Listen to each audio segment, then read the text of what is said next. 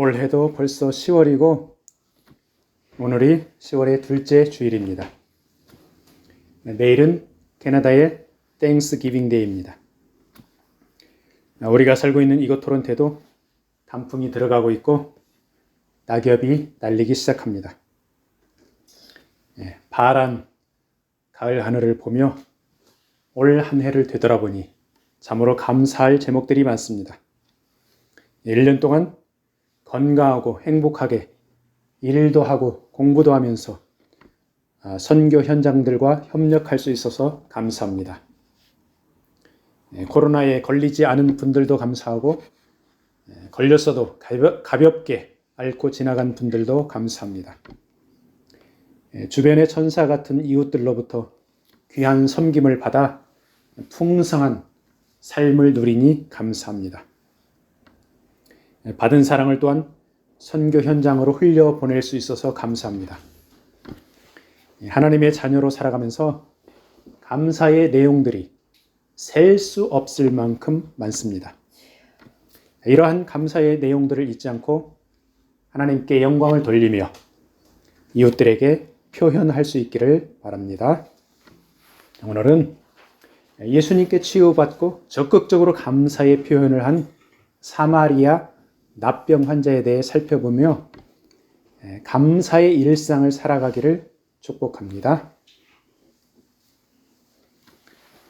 오늘 본문에 보니까 예수님께서 제자들과 함께 예루살렘으로 가고 계셨습니다. 그 당시 북쪽인 갈릴리 지역에서 남쪽 예루살렘으로 가려면 사마리아로 가는 길이 빠른 길이었습니다. 그렇지만 유대인들은 어떻게 했습니까? 사마리아 사람들을 무시하고 개, 돼지 취급하면서 사마리아 길로 가지 않고 요단강 동편 그쪽으로 빙 돌아서 예루살렘으로 갔습니다. 일반적인 유대인들이 그렇게 사마리아 길을 통과하지 않았는데 예수님은 어떻습니까?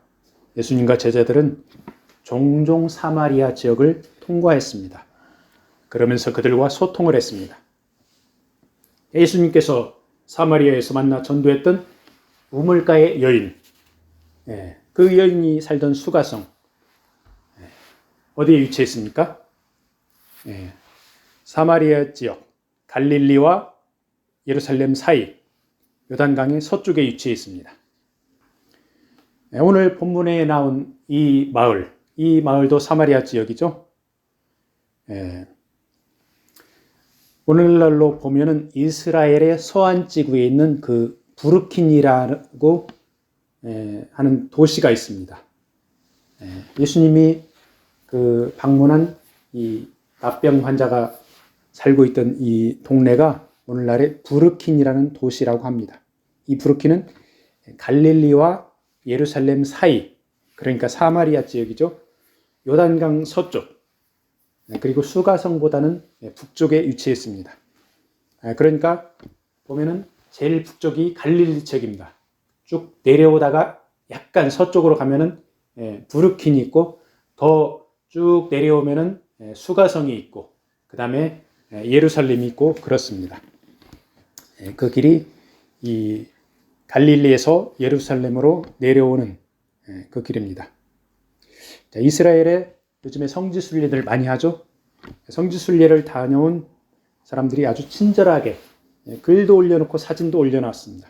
거기에 보니까 그리스 정교위에서 브루킨에 10명의 납병 환자 치유 기념교회를 건축했습니다. 그 교회 내부에 보니까 예수님께서 10명의 납병 환자를 치유해주는 내용의 그런 성화가 그려진 걸 보았습니다. 성경학자들은 예수께서 제자들과 함께 들어간 이 마을이 산 비탈에 위치해 있을 거라고 추정을 합니다. 자, 마을이 왜 산 비탈에 있을까요? 이스라엘 지역은 그 평야지대가 적습니다. 그러니까 평야는 농작물을 주로 재배를 합니다. 그 사람들은 산 비탈에 그렇게 살고 있습니다. 그러니까 예수님과 제자들이 갈릴리에서 사마리아를 거쳐 예루살렘으로 가려면 그 여정이 뭐 산비탈도 있고 계곡도 있고, 그러니까 여행하기 쉽지 않은 그런 어려운 길이었습니다. 우리 주님께서는 이제 갈릴리 사역을 마무리하고 예루살렘으로 마지막 사명을 완수하러 가는 길이었습니다. 예수님께서 예루살렘에 무엇 하러 가십니까? 마지막 사명. 쉽게 말하면 예루살렘에 죽임당하러 가는 길이었습니다. 우리 주님께서는 그걸 알고 있습니다. 제자들은 잘 모르고 어렴풋이 희미하게 알고 있었죠. 예수님께서는 죽임당하러 가는 그 길에서도 사마리아 지역의 잃어버린 영혼들을 생각하고 하나님 나라를 선포하기 위해서 한 마을에 들어가신 것입니다. 예수님 일행이 그 마을에 들어서자 나병 환자 10명이 멀리 서서 예수 선생님, 우리를 불쌍히 여기소서, 이렇게 큰 소리로 외칩니다. 당시 유대 사회에서 나병 환자들은 천벌을 받아서 그런 병에 걸렸다, 이런 인식이 팽배해 있었습니다. 나병 환자들은 부정하기 때문에 마을 안에서 다른 사람들과 함께 살지를 못합니다. 외진 곳에서 따로 살아야 했습니다. 동굴 같은 한쪽 외진 곳에서 나병 환자들끼리만 살았기 때문에 어디로 이동할 일이 별로 없습니다. 그런데 혹시 이동하다가 길을 가다가 일반인들을 만나게 되면 부정하다 이렇게 외쳐야 했습니다. 그러한 내용들이 레위기에 기록되어 있습니다. 제가 레위기 13장 45절 46절을 읽어드리겠습니다. 나병 환자는 옷을 찢고 머리를 풀며 윗입술을 가리고 외치기를 부정하다 할 것이요, 병 있는 날 동안은 늘 부정할 것이라. 그가 부정한 즉 혼자 살되 진영 밖에서 살지니라. 이렇게 말씀하고 있습니다. 자, 오늘날에는 의학이 많이 발달했습니다. 나병 환자들을 치료하는 수준이 높아졌습니다. 그렇지만 여전히 그들은 한 지역에서 격리된 생활을 하고 있습니다. 그래서 일반인들은 그들을 직접적으로 접촉할 가능성이 별로 없습니다. 의료진들이나 봉사활동하는 분들만 그런 지역에 찾아가서 이렇게 섬기고 있는 실정이죠. 손양은 목사님 같이 훌륭하신 분들은 일부러 나병 환자를 찾아가서 그들의 피고름을 짜주고 친구처럼 지냈습니다. 옛날보다는 나아졌지만 요즘에도 나병 환자들은 정서적으로 매우 힘들게 살아가고 있는 실정입니다.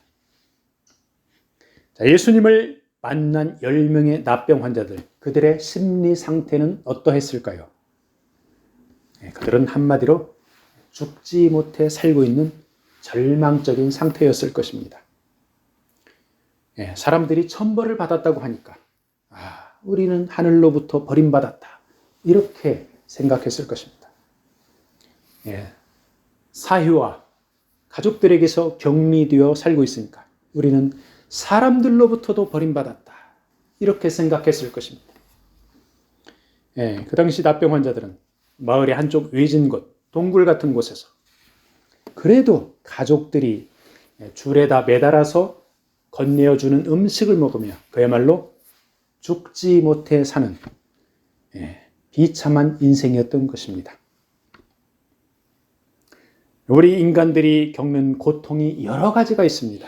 그 중에서 누군가로부터 거절당하고 버림받았을 때 느끼는 괴로움, 엄청나게 큽니다. 사람들은 살아가면서 남을 버리기도 하고 거절하기도 합니다. 그리고 반대로 남에게 버림도 받고 거절을 당하기도 합니다. 별로 친하지 않은 사람들로부터 거절당하면 상당히 속쓰리지만 그래도 참을만 합니다. 그런데 가족이나 친구들로부터 거절당하고 버림받으면 그 상처는 평생을 갑니다.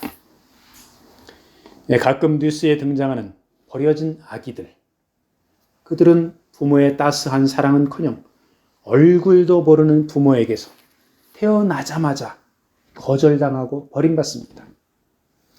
그나마 그런 아이들이 종교시설 등에서 따스한 사랑을 받고 성장하면 다행입니다. 수많은 고아들은 물론이고 가정이 있는 아이들도 거절감을 느끼며 우울하게 성장하는 아이들이 많습니다. 그 아이들이 극단적인 선택을 하지 않도록 사랑으로 품어주는 것이 바로 우리 크리스찬들이 할 일입니다. 그 당시 천벌로 인식되며 거절감과 버림받았다고 상처받으며 살아가던 납병 환자들에게 어느 날 엄청난 소식이 전해졌습니다. 그 소식은 아마도 그들의 가족들이 전해주었을 것입니다. 예수라는 선지자가 있는데 갈릴리에서 중풍병자도 치유하고 납병 환자도 치유하는 기적을 행한다는 소식이 전해졌습니다. 그리고 그 예수님께서 일행과 함께 예루살렘으로 가는데 자신들의 마을 근처로 지나간다는 그런 소식이었습니다. 이 소식을 들은 납병 환자들은 절망 가운데서 한 줄기 생명의 빛을 바라보았습니다. 예수님은 예루살렘에 죽으러 가는 길입니다. 그런데 납병으로 죽은 사람이나 마찬가지로 살고 있던 사람들, 그들이 생명의 빛을 보게 된 것입니다. 어떻게 죽으러 가는 사람에게서 생명의 빛을 보게 됩니까?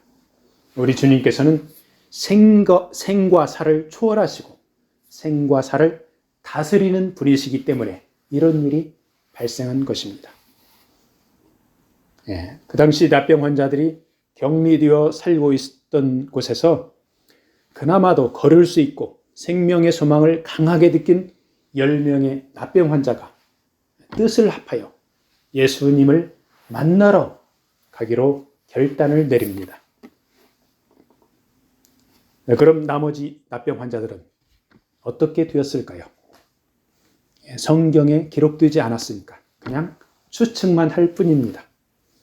나중에 예수님의 제자들이나 초대교회 성도들로부터 전도를 받고 납병을 치유받은 사람도 있었을 것이고 치유받지는 못해서도 주님을 영접하고 영생을 누린 사람도 있었을 것입니다. 자, 10명의 납병 환자는 자신들의 거처를 용기 있게 뛰쳐나와 마을로 향했는데 저만치 앞에 예수님과 제자들의 일행을 발견했습니다. 누가 예수님이라고 가르쳐 주지도 않았는데 납병 환자들은 대번에 생명의 주 예수님을 알아보았습니다.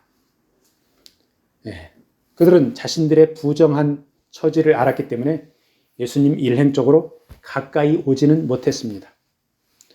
그렇지만 예수님을 바라본 순간 평생에 느끼지 못한 강렬한 소망을 느꼈습니다. 멀리 떨어져 있지만 주님을 바라보고 이분이 마음만 먹으면 우리의 모든 문제를 해결해 주시는 분이라는 것을 자연스럽게 느꼈던 것입니다. 10명의 납병 환자는 자신들의 불치병인 납병을 치료해달라는 말이 튀어나오지 않았습니다.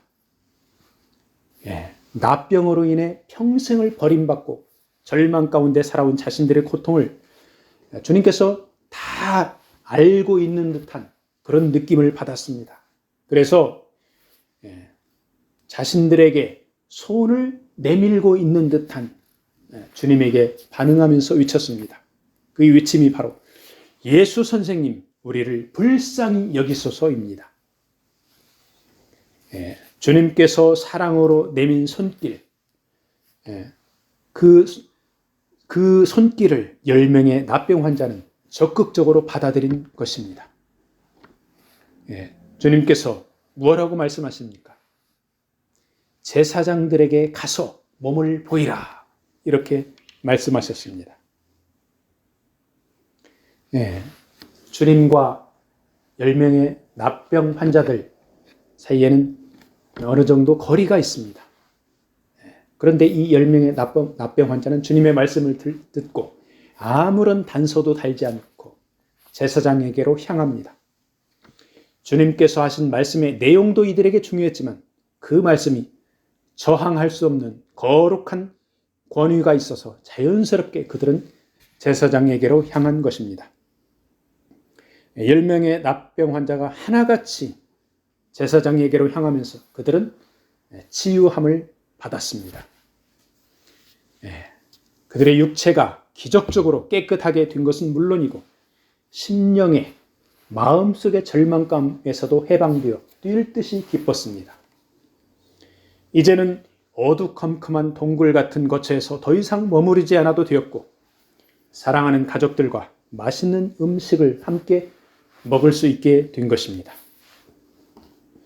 제사장의 치유 확인을 받으면 정상적인 사회생활도 가능하게 되었으니 이들은 새로운 생명을 얻게 된 것입니다. 그 당시 제사장은 요즘의 의사의 역할도 일정 부분 담당했습니다. 납병에서 깨끗하게 된 사람들은 그냥 사회에 나가서 마음대로 살아가는 것이 아닙니다. 제사장에게 확인을 받아야 했습니다. 그 확인을 받고 난 후에 사회 공동체에서 다시 활동할 수 있게 되는 것입니다. 예수께서는 이들의 앞날을 위해 제사장에게 건강 확인을 받은 후 정상적인 사회생활을 하라는 배려까지 해 주신 것입니다. 10명의 납병 환자가 치유함을 받았는데 그 중에 한 명이 돌아와서 하나님께 영광을 돌립니다. 그리고 예수님 발 앞에 엎드려 감사했습니다. 그가 바로 사마리아 사람입니다. 나머지 9명도 하나님께 영광 돌리고 예수님께 감사하는 그런 마음은 있었을 것입니다. 그런데 실제로 표현한 것은 사마리아 사람 한 명이었습니다. 하나님께 영광과 감사의 예배를 드린 것은 유대인들이 개, 돼지 취급했던 사마리아 사람 한 명이었던 것입니다. 주님께서는 10사람이 다 깨끗함을 받지 아니하였느냐? 그 9은 어디 있느냐? 라고 물으십니다. 나머지 9명은 너무 기쁜 나머지 사회와 가정으로 돌아갈 일반적인 절차를 밟고 있었을 것입니다. 제사장에게 건강해진 몸을 보이고 가정으로 돌아가는 것이 그들에게는 급선무였던 것입니다. 그런데 사마리아 사람에게는 정상적인 사회인으로 돌아가는 것보다 우선순위가 하나님께 영광 돌리고 예수님께 감사드리는 예배의 행위였던 것입니다. 오늘날 수많은 그리스도인들이 사회생활이 바쁘다는 핑계로 예배의 중요성을 점차 잃어가고 있습니다. 새벽에 잠에서 깨어 일어나면 새로운 하루를 주신 하나님께 감사하며 하나님의 말씀을 묵상하면서 하나님을 만나야 합니다. 하나님을 경배해야 합니다. 하루 종일 일하느라 공부하느라 사람들 만나느라 분주하지만 우리의 중심에는 하나님께 영광 돌리고 주님께 감사하는 마음이 자리 잡아야 합니다. 주일에는 분주했던 한 주간을 마무리하고 하나님께 경배와 찬양을 드리고 온전한 예배를 드려야 합니다. 우리가 이 세상에서는 세상 일 하느라 분주하지만 저 천국에서는 하나님을 찬양하고 영광 돌리는 일이 영원토록 할 일입니다. 잠시 이 세상에서 머무는 동안 우리에게 맡겨진 일들을 소중하게 감당하면서 하나님께 예배드리는 삶을 최우선순위에 두어야 하겠습니다. 예수께서는 발 아래 엎드려 감사하는 사마리아 사람에게 일어나 가라, 내 믿음이 너를 구원하였느니라 이렇게 말씀하십니다. 구원하다라고 우리말로 번역된 헬라어 동사 소조가 있습니다. 이 소조는 치유하다, 심판에서 건져내다라는 의미가 포함되어 있습니다.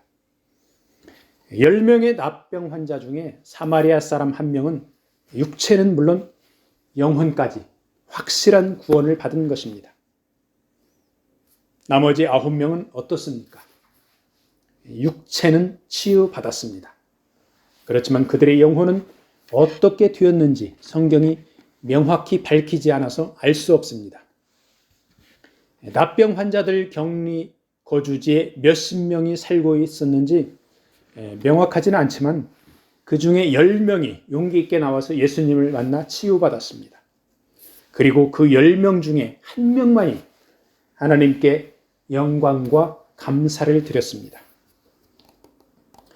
납병 환자들 거주지에서 밖으로 나오는 데는 가족들의 도움과 본인들의 용기가 필요했습니다. 그런데 치유함을 받고 나서 하나님께 영광과 감사를 드리는 것은 전적으로 자신들의 선택이었습니다. 오늘날에도 많은 사람들이 예수 그리스도의 은혜를 경험하고 기쁨의 시간들을 보내고 있습니다. 9명이 경험했던 기쁨의 순간들을 보내고 있는 것입니다. 그런데 은혜를 체험하고 난 후에도 세상으로 돌아가는 사람들이 많습니다. 은혜의 시간에서 감사와 찬양과 영광을 돌리는 시간으로 나아가야 하는데 은혜 받는 데서 그저 머무르는 유치원생의 신앙인들이 많습니다. 역설적이게도 주님 앞에 돌아와 엎드려 감사한 자는 유대인들이 무시하던 사마리아 사람이었습니다.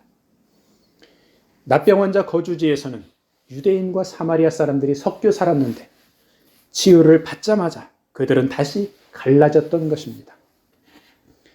9명은 은혜 받은 기쁨에 들떠 각자의 길로 갔습니다. 그러나 사마리아 사람은 예배의 자리로 나온 것입니다. 주님 앞에 돌아와 엎드려 감사한 사마리아 사람은 요즘으로 치면 이름 없이 빚도 없이 겸손하게 하나님의 자녀로 살아가는 그리스도인들입니다.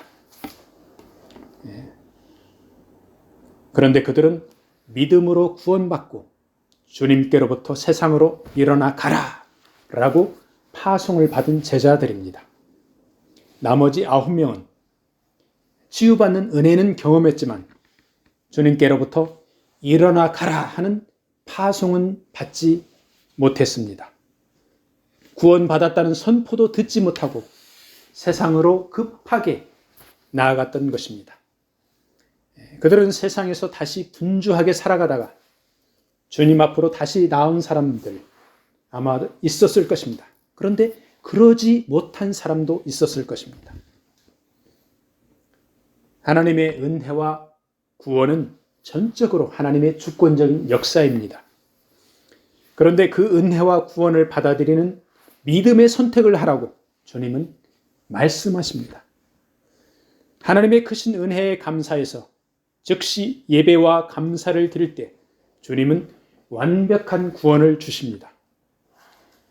그런데 은혜만 받고 주님으로부터 일어나 가라는 파송을 받지 않고 급하게 다시 세상 길로 가면 주님께서 그에게 언제 구원을 주실지 알 수가 없습니다. 오늘 우리는 주님 발 앞에 엎드린 한 명의 사마리아인처럼 온전한 구원을 체험하기를 원합니다. 우리의 육신과 영혼이 주님께서 주시는 구원을 확실히 받아 누리기를 축복합니다. 말씀을 마무리하겠습니다. 오늘 본문의 등장인물은 예수님과 10명의 납병 환자들입니다. 예수님은 예루살렘에 죽으러 가는 길이었습니다. 물론 예수께서는 죄인들을 구원하기 위해 죽음을 당하러 가는 길이었습니다.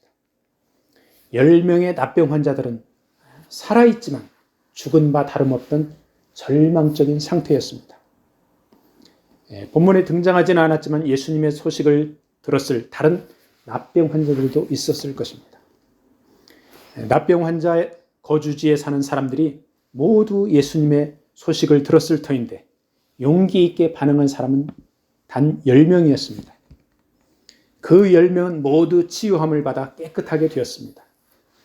그 10명 중에 온전한 예배의 자리에 나온 사람은 단 한 명, 그것도 유대인이 아닌 사마리아 사람이었습니다. 은혜를 받은 사람은 많은데 감사와 예배의 자리까지 나가는 사람들이 적습니다. 올 한 해를 되돌아보며 하나님께서 베풀어 주신 엄청난 은혜들을 헤아려 보기 바랍니다. 그리고 하나님 앞에 믿음으로 영광과 경배와 찬양과 감사를 올려드리며 일상의 삶을 하나님 앞에 예배드리는 자세로 살아가기를 축복합니다. 아멘.